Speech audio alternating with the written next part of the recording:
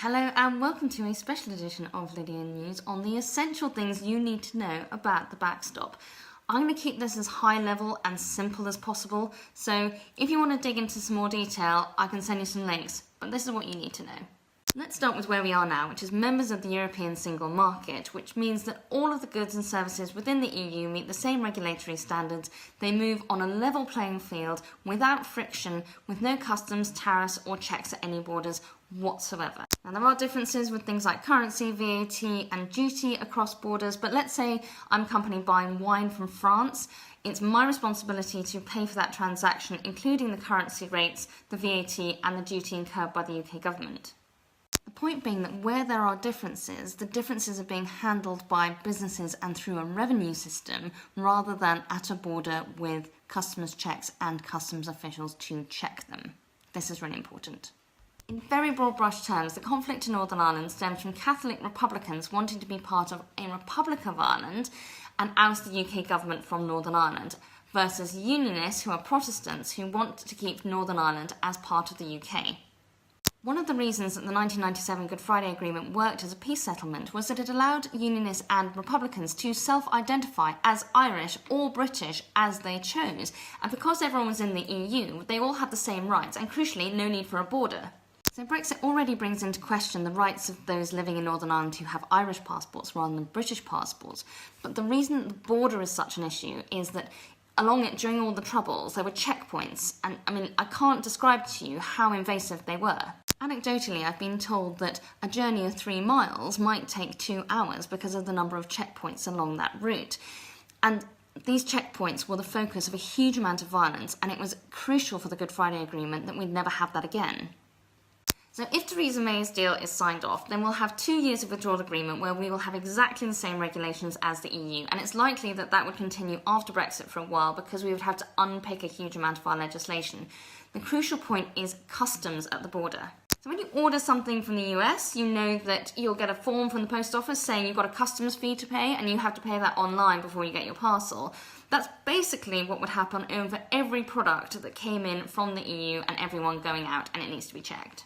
And the concept of the hard border in Northern Ireland is that the fence goes up, the checkpoints go back up, everyone gets stopped in order to check for customs, smuggling, etc. And that wouldn't only be a regulatory burden, but crucially a focus for renewed violence which nobody wants.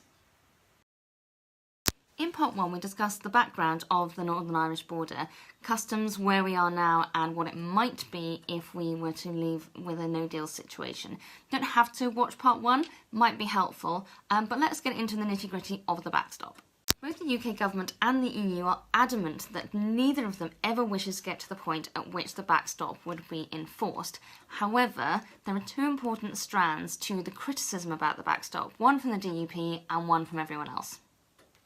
Northern Ireland doesn't have its own devolved government at the moment and is only represented in the UK Parliament by the Democratic Unionist Party because Sinn Féin, the Republican Party, doesn't have a take-it seat in the House of Commons, so it's slightly misrepresented right now. The DUP maintain that all legislation in the UK must be identical in Northern Ireland. There should not be any difference apart from the things that they think are important, which are abortion, gay marriage rights, education, law, pretty much everything you can mention. They were then up in arms when the government's legal advice revealed that Northern Ireland would in fact stay in the EU customs union, whereas the UK would be in a customs union, so the basis on which we had a relationship with the EU was different in Northern Ireland to the UK. So despite the DUP being in a parliamentary contract to support the government, they have been adamant they will not support any deal that involves Northern Ireland having any kind of separate relationship to the EU from the rest of the UK, so they won't vote for May's deal.